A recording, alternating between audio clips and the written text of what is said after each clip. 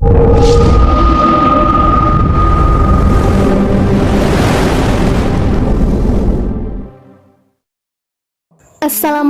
warahmatullahi wabarakatuh. Kembali lagi bersama channel YouTube Kepoin Islam. Apa kabar sahabat Islam semuanya? Semoga selalu dalam lindungan Allah Subhanahu wa Ta'ala. Sahabat Kepoin Islam yang beriman, di dalam Islam kita tentu pernah mendengar yang namanya Nabi Khidir dan bagaimana Nabi Musa yang ingin berjumpa dengannya. Lantas bagaimanakah kisahnya? Allah Subhanahu wa Ta'ala berfirman, "Dan ingatlah ketika Musa berkata kepada pembantunya, aku tidak akan berhenti berjalan sebelum sampai ke pertemuan dua laut, atau aku akan berjalan terus sampai bertahun-tahun. Maka ketika mereka sampai ke pertemuan dua laut itu, mereka lupa ikannya, lalu ikan itu melompat mengambil jalannya ke laut itu. Maka ketika mereka telah melewati tempat itu, Musa berkata kepada pembantunya, bawalah kemari makanan kita. Sungguh kita telah merasa letih karena perjalanan kita ini." Dia pembantunya menjawab, "Tahukah engkau, ketika kita mencari tempat berlindung di batu tadi, maka aku lupa menceritakan tentang ikan itu, dan tidak ada yang membuat aku lupa untuk mengingatnya kecuali setan. Dan ikan itu mengambil jalannya ke laut dengan cara yang aneh sekali." Dia Musa berkata, "Itulah tempat yang kita cari." Lalu keduanya kembali mengikuti jejak mereka semula. Lalu mereka berdua bertemu dengan seorang hamba di antara hamba-hamba kami, yang telah kami berikan rahmat kepadanya dari sisi kami, dan yang telah kami ajarkan ilmu kepadanya dari sisi kami. Musa berkata kepadanya, "Bolehkah aku mengikutimu agar engkau mengajarkan kepadaku ilmu yang benar yang telah diajarkan kepadamu untuk menjadi petunjuk?" Dia menjawab, "Sungguh engkau tidak akan sanggup sabar bersamaku. Dan bagaimana engkau akan dapat bersabar atas sesuatu sedang engkau belum mempunyai pengetahuan yang cukup tentang hal itu?" Dia Musa berkata, "Insya Allah akan engkau dapati aku orang yang sabar, dan aku tidak akan menentangmu dalam urusan apapun." Dia berkata, "Jika engkau mengikutiku, maka janganlah engkau menanyakan kepadaku tentang sesuatu apapun sampai aku menerangkannya kepadamu."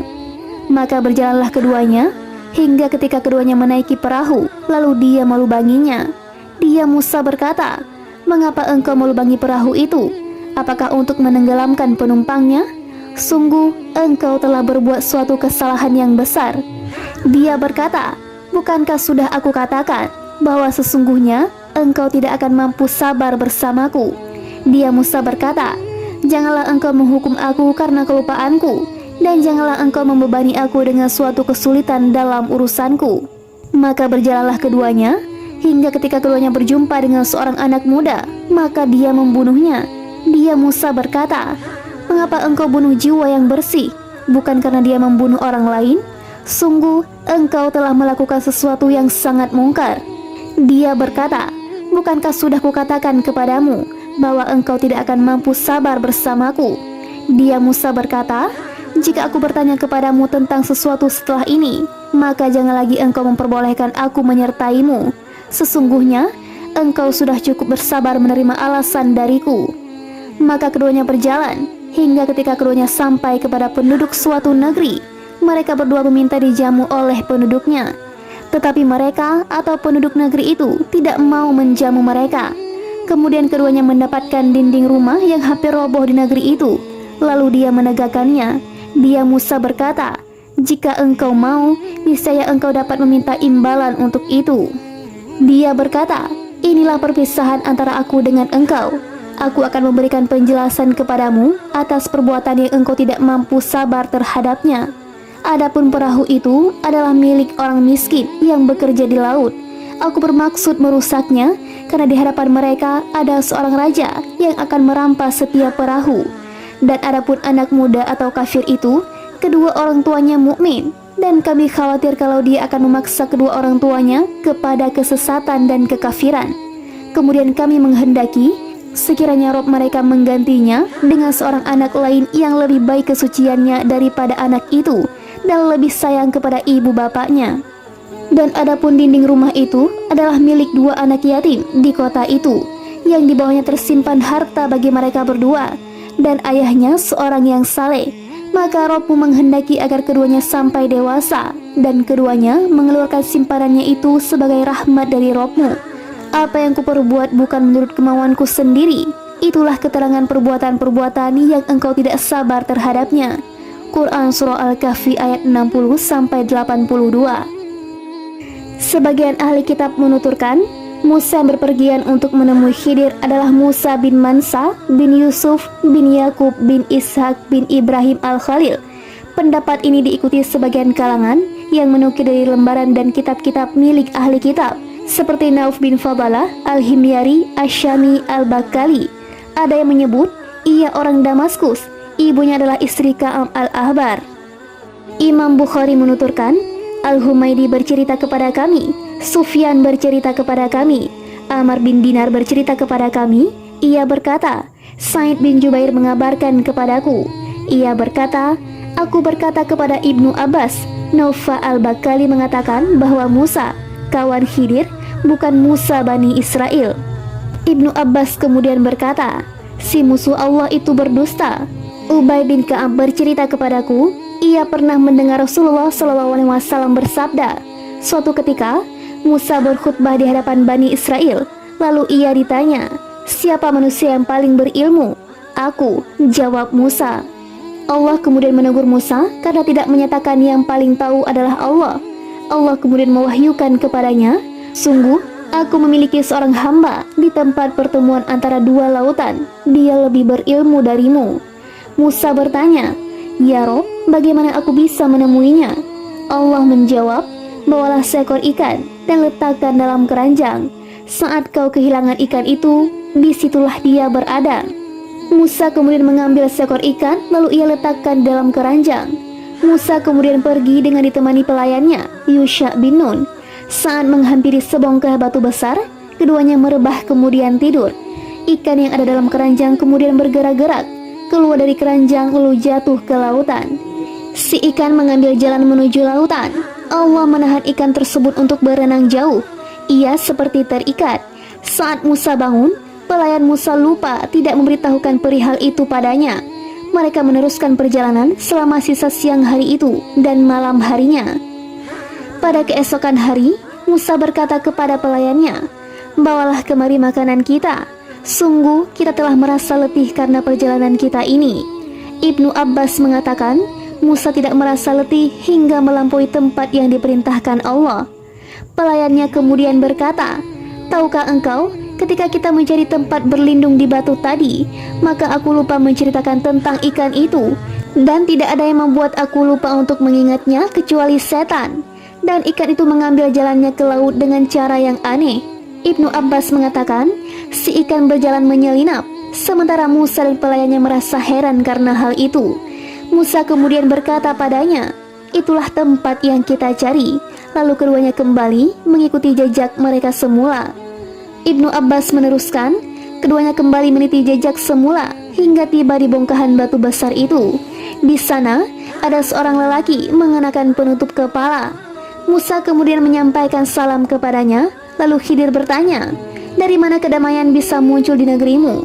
Musa memperkenalkan diri, aku Musa. Khidir bertanya, Musa Bani Israel? Musa menjawab, ya, aku datang padamu agar kau mengajarkan padaku apa yang diajarkan padamu untuk menjadi petunjuk. Dia menjawab, sungguh engkau tidak akan sanggup sabar bersamaku. Wahai Musa, sungguh aku memiliki ilmu yang diajarkan Allah padaku yang tidak kau ketahui, dan kau memiliki yang diajarkan Allah padamu yang tidak aku ketahui. Musa berkata, insya Allah akan engkau dapati aku orang yang sabar, dan aku tidak akan menentangmu dalam urusan apapun. Khidir kemudian berkata padanya, jika engkau mengikutiku, maka janganlah engkau menanyakan kepadaku tentang sesuatu apapun sampai aku menerangkannya kepadamu. Maka berjalanlah keduanya, berjalan menyusuri pantai. Lalu ada sebuah perahu melintas. Keduanya kemudian berbicara kepada para penumpang agar mengangkut keduanya. Khidir dikenali, lalu mereka mengangkut keduanya tanpa upah. Kemudian ada seekor burung layang-layang bertengger di tepi perahu. Burung itu lalu meminum air laut sebanyak sekali atau 2 kali. Khidir berkata, hai Musa, ilmuku dan ilmumu tidaklah mengurangi ilmu Allah, selain seperti air laut yang diminum burung itu. Khidir kemudian menghampiri salah satu papan perahu, lalu ia cabut. Musa berkata, "Mereka sudah mau mengangkut kita tanpa upah, lalu kau melubangi perahu mereka untuk menenggelamkan seluruh penumpangnya. Apakah untuk menenggelamkan penumpangnya? Sungguh, engkau telah berbuat suatu kesalahan yang besar." Dia berkata, "Bukankah sudah aku katakan bahwa sesungguhnya engkau tidak akan mampu sabar bersamaku?" Dia Musa berkata, "Janganlah engkau menghukum aku karena kelupaanku, dan janganlah engkau membebani aku dengan suatu kesulitan dalam urusanku." Ibnu Abbas mengatakan, Rasulullah bersabda, pertanyaan Musa yang pertama ini ia katakan karena lupa. Setelah itu keduanya turun dari perahu. Saat keduanya berjalan di pesisir pantai, Khidir melihat seorang anak tengah bermain bersama anak-anak lain. Khidir kemudian meraih kepalanya dari bagian atas, lalu kepalanya terlepas. Musa berkata, "Mengapa engkau bunuh jiwa yang bersih? Bukan karena dia membunuh orang lain? Sungguh, engkau telah melakukan sesuatu yang sangat mungkar." Dia berkata, "Bukankah sudah kukatakan kepadamu bahwa engkau tidak akan mampu sabar bersamaku?" Ini lebih tegas dari yang pertama. Dia Musa berkata, "Jika aku bertanya kepadamu tentang sesuatu setelah ini, maka jangan lagi engkau memperbolehkan aku menyertaimu. Sesungguhnya engkau sudah cukup bersabar menerima alasan dariku." Maka keduanya berjalan hingga ketika keduanya sampai kepada penduduk suatu negeri. Mereka berdua meminta dijamu oleh penduduknya, tetapi mereka atau penduduk negeri itu tidak mau menjamu mereka. Kemudian keduanya mendapatkan dinding rumah yang hampir roboh di negeri itu, yaitu miring. Khidir kemudian berdiri, lalu dia menegakkannya dengan tangannya. Lalu Musa berkata, "Kita mendatangi suatu kaum, mereka tidak memberi kita makan ataupun menjamu kita. Jika engkau mau, niscaya engkau dapat meminta imbalan untuk itu." Dia berkata, "Inilah perpisahan antara aku dengan engkau. Aku akan memberikan penjelasan kepadamu atas perbuatan yang engkau tidak mampu sabar terhadapnya." Sampai firman-Nya, "Itulah keterangan perbuatan-perbuatan yang engkau tidak sabar terhadapnya." Nabi SAW bersabda, "Sungguh, kami berharap andai saja dia mau bersabar, sehingga ia atau Khidir menceritakan kepada kita tentang perihal mereka berdua." Dari Sa'id bin Jubair, Ibnu Abbas menjelaskan ayat di atas tersebut dengan, "Di hadapan mereka ada yang akan merampas setiap perahu yang baik secara curang, sedangkan anak kecil yang dibunuh tadi adalah anak yang kafir, sedang kedua orang tuanya adalah orang beriman." Imam Bukhari juga meriwayatkan hadis ini dari Qutaibah, dari Sufyan bin Uyainah dengan sanadnya dengan matan serupa. Dalam riwayat ini disebutkan, Musa kemudian pergi bersama pelayannya, Yusha bin Nun, dengan membawa ikan. Saat keduanya tiba di sebuah batu besar, keduanya istirahat di sana, lalu Musa merebah dan tidur. Sufyan mengatakan, disebutkan dalam selain hadis Amar, Ibnu Abbas menuturkan, di bagian bawah batu besar tersebut ada sebuah mata air bernama Hayat atau kehidupan. Apapun yang terkena air ini pasti hidup. Ikan yang dibawa Musa kemudian terkena air ini. Ikan bergerak-gerak, menyusup keluar dari keranjang, lalu masuk ke lautan. Saat Musa bangun, ia berkata kepada pelayannya, "Bawalah kemari makanan kita. Sungguh, kita telah merasa letih karena perjalanan kita ini." Dan seterusnya hingga akhir hadis. Sufyan menuturkan, ada seekor burung layang-layang bertengger di tepi perahu, lalu mencelupkan paruhnya ke laut. Khidir kemudian berkata kepada Musa, "Ilmuku, ilmumu, dan ilmu seluruh manusia dibandingkan dengan ilmu Allah tidak lain laksana seukuran paruh yang dicelupkan burung itu." Sufyan menuturkan lanjutan hadis hingga usai.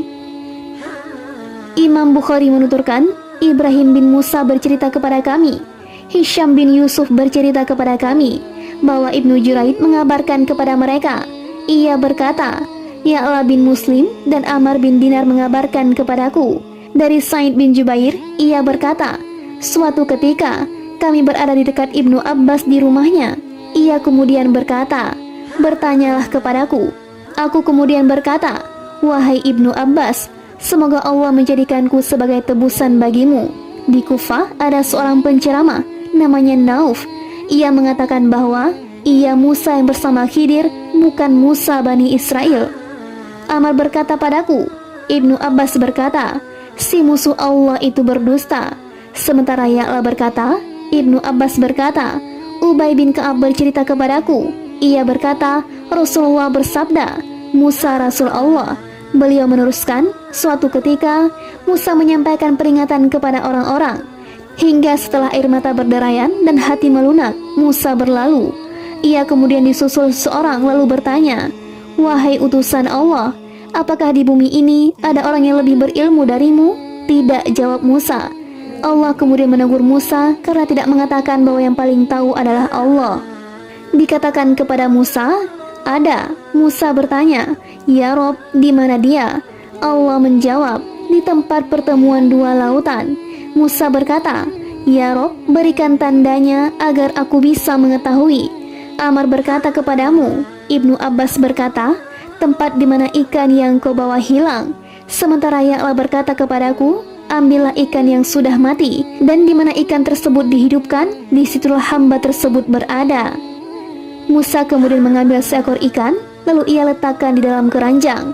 Musa berkata kepada pelayannya, tugasmu hanyalah memberitahukan padaku di mana tempat ikan ini hilang, meninggalkanmu.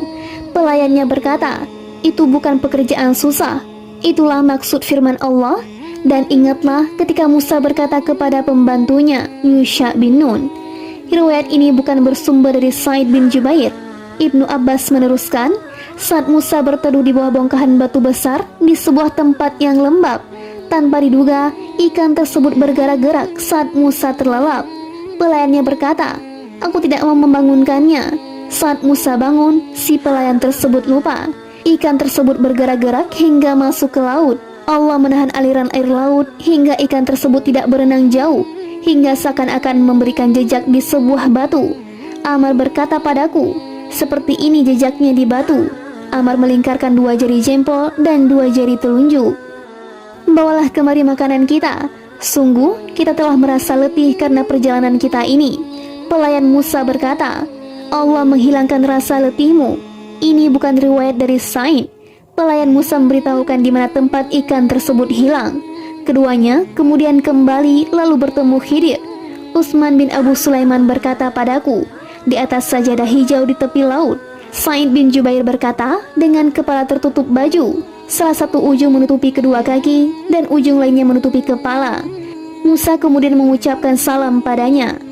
Khidir membuka penutup wajahnya lalu berkata, apakah di tempatku ada rasa aman?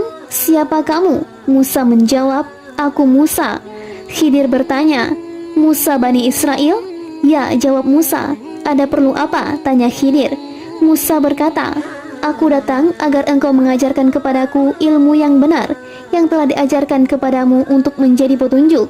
Khidir berkata, bukankah sudah cukup kitab Taurat berada di tanganmu dan wahyu disampaikan kepadamu? Wahai Musa, sungguh aku memiliki ilmu yang tidak patut kau ketahui, dan kau memiliki ilmu yang tidak patut untuk aku ketahui. Lalu ada seekor burung meminum air lautan. Khidir berkata, demi Allah, ilmuku dan ilmumu dibandingkan dengan ilmu Allah tidak lain laksana burung yang meminum air lautan itu. Hingga ketika keduanya menaiki perahu, keduanya melihat penyeberangan-penyeberangan kecil yang mengangkut penduduk pantai yang ini ke penduduk pantai yang itu. Mereka mengenali Khidir, lalu mereka berkata, dia hamba Allah yang saleh. Kami bertanya kepada Sa'id, Khidir maksudnya? Ya, jawab Sa'id, kami akan mengangkutnya tanpa upah. Khidir kemudian melubangi perahu tersebut, lalu menancapkan sebuah paku padanya. Musa berkata, mengapa engkau melubangi perahu itu? Apakah untuk menenggelamkan penumpangnya? Sungguh engkau telah berbuat suatu kesalahan besar. Mujahid berkata, mungkar. Dia berkata, bukankah sudah aku katakan bahwa sesungguhnya engkau tidak akan mampu sabar bersamaku? Kata-kata pertama yang disampaikan Musa karena lupa, kedua karena syarat, dan yang ketiga secara sengaja. Dia Musa berkata, janganlah engkau menghukum aku karena kelupaanku, dan janganlah engkau membebani aku dengan suatu kesulitan dalam urusanku. Maka berjalanlah keduanya, hingga ketika keduanya berjumpa dengan seorang anak muda, maka dia membunuhnya. Ya Allah berkata, Sa'id berkata, iya Khidir menjumpai anak-anak kecil yang tengah bermain. Lalu ia meraih seorang anak kafir yang tampan, lalu ia baringkan.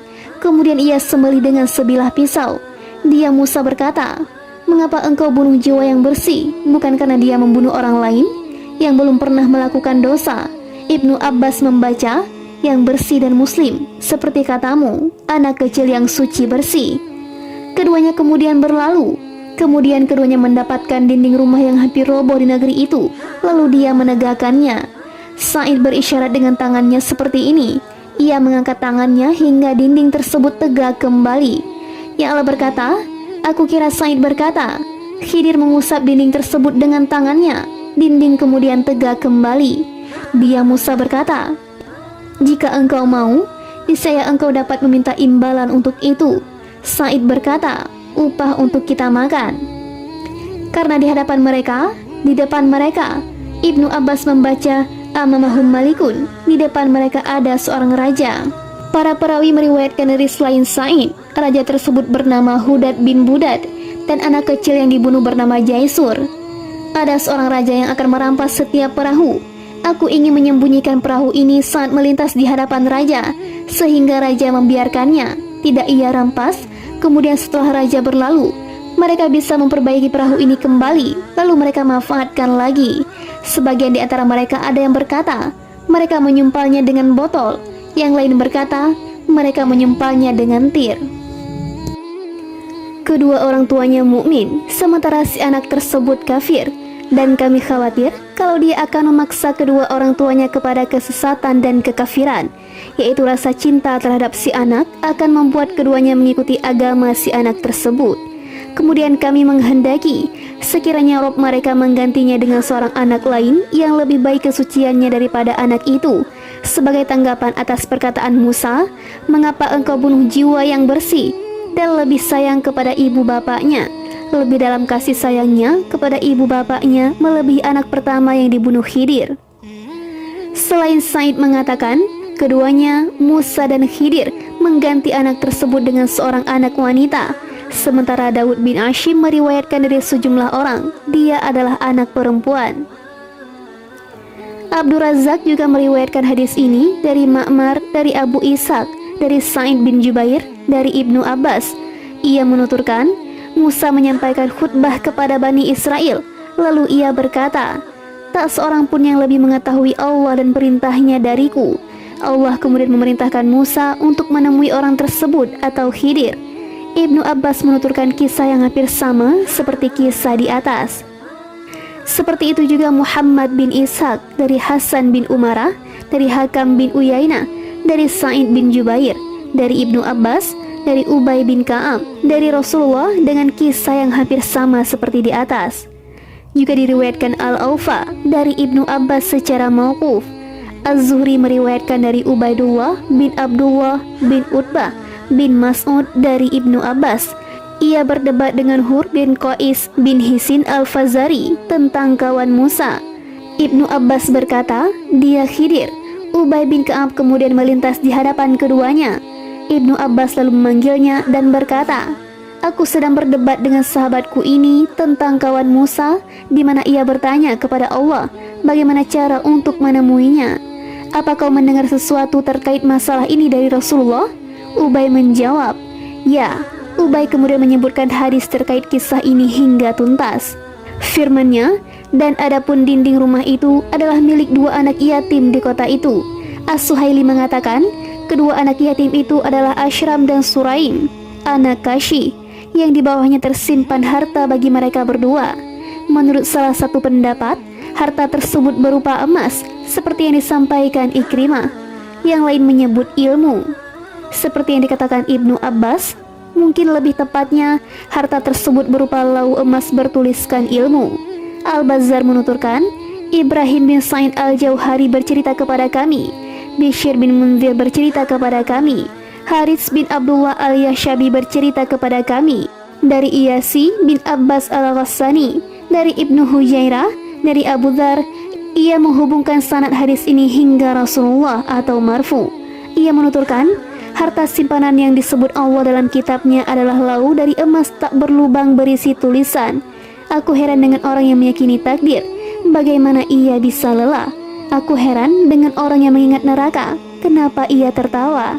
Aku heran dengan orang yang mengingat kematian. Bagaimana ia bisa lalai? Tiada ilahi atau yang berhak diibadahi dengan sebenarnya selain Allah. Muhammad utusan Allah. Hadis serupa juga diriwayatkan oleh Hasan al-Basri, Umar bekas budak Ufrah, dan Ja'far as-Shadiq. Firman-Nya, dan ayahnya seorang yang saleh. Menurut salah satu pendapat, ia adalah ayah ke-7. Yang lain menyebut ayah ke-10. Mengacu pada perkiraan manapun, ayat ini menunjukkan bahwa keturunan orang saleh pasti dijaga. Allah jua tempat kita semua memohon pertolongan. Allah Subhanahu wa Ta'ala berfirman, sebagai rahmat dari Rabb-Mu. Ini menunjukkan bahwa Khidir adalah seorang nabi. Ia melakukan apapun bukan karena kemauannya sendiri, tapi berdasarkan perintah Rabb-Nya. Artinya, ia adalah seorang nabi. Pendapat lain menyebut Khidir seorang rasul, yang lain menyebut wali. Lebih aneh lagi, ada yang menyebut Khidir seorang malaikat. Ibnu Katsir menyampaikan, dan lebih aneh lagi, ada yang mengatakan Khidir adalah anak Fir'aun. Ada yang menyatakan Khidir adalah anak Dahak yang berkuasa selama 1000 tahun. Ibnu Jarir mengatakan, menurut pendapat mayoritas ahli kitab, Khidir ada di masa Afredon. Ada yang mengatakan Khidir berada di garis dengan pasukan Zulkarnain yang menurut salah satu pendapat disebut Afredon. Sementara Zulfaras adanya di zaman Ibrahim al-Khalil. Ahli kitab menyatakan Khidir meminum air hayat hingga ia hidup abadi sampai saat ini. Ada yang menyebut Khidir adalah anak salah seorang yang beriman kepada Ibrahim, ikut berhijrah bersamanya meninggalkan negeri Babylon. Ada yang menyatakan namanya Mulkan, yang lain menyebut Armia bin Halqiyah. Ada yang menyatakan Khidir adalah seorang nabi pada masa Sabasib bin Bahrasab. Ibnu Jarir mengatakan Afredon dan Sabasib terpisah jarak waktu yang sangat lama. Semua ahli nasab pasti tahu itu. Ibnu Jarir mengatakan yang benar Khidir berada di masa Afredon dan terus bertahan hidup hingga Musa berjumpa dengannya. Nubuat Musa terjadi pada masa Munasyar, anak Abruj bin Afredon, salah satu raja Persia. Ia memegang kekuasaan kerajaan setelah kakeknya, Afredon, atas wasiatnya. Ia adalah seorang raja adil. Ia adalah orang pertama yang membuat parit-parit raksasa. Orang pertama yang menunjuk seorang pemimpin di setiap wilayah. Kekuasaannya bertahan hingga hampir 150 tahun. Ada yang menyatakan ia keturunan Ishak bin Ibrahim. Sejumlah tutur kata indah, kata-kata fasih dan bermanfaat yang menyilaukan akal diriwayatkan dari Khidir. Ini menunjukkan bahwa ia berasal dari keturunan Ibrahim al-Khalil.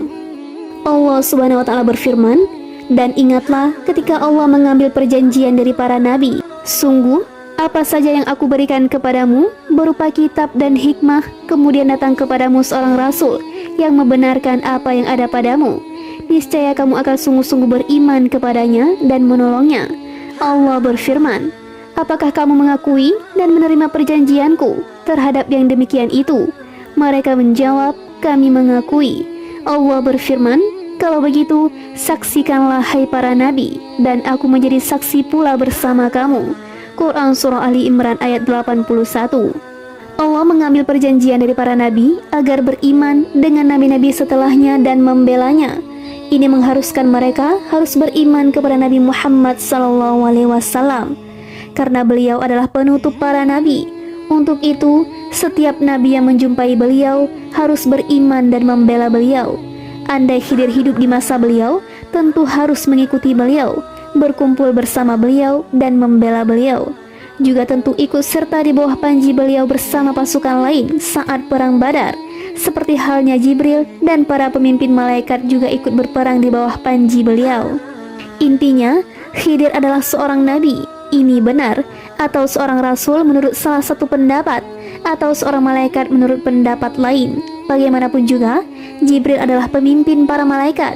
Musa lebih mulia dari Khidir, dan andaikan Khidir masih hidup, tentu ia wajib beriman kepada Muhammad dan membelanya. Bagaimana jika Khidir adalah seorang wali, seperti dikatakan banyak kalangan? Lebih tepat jika Khidir termasuk dalam jajaran nabi secara umum. Tidak ada hadis hasan atau dhaif sekalipun yang menyebutkan Khidir pernah datang menemui Rasulullah SAW atau berkumpul bersama beliau. Terkait hadis takziah atas kematian Khidir, meski diriwayatkan Hakim, sanad hadis ini dhaif. Biografi Khidir akan kami sebutkan secara tersendiri berikutnya, insya Allah. Wassalamualaikum warahmatullahi wabarakatuh.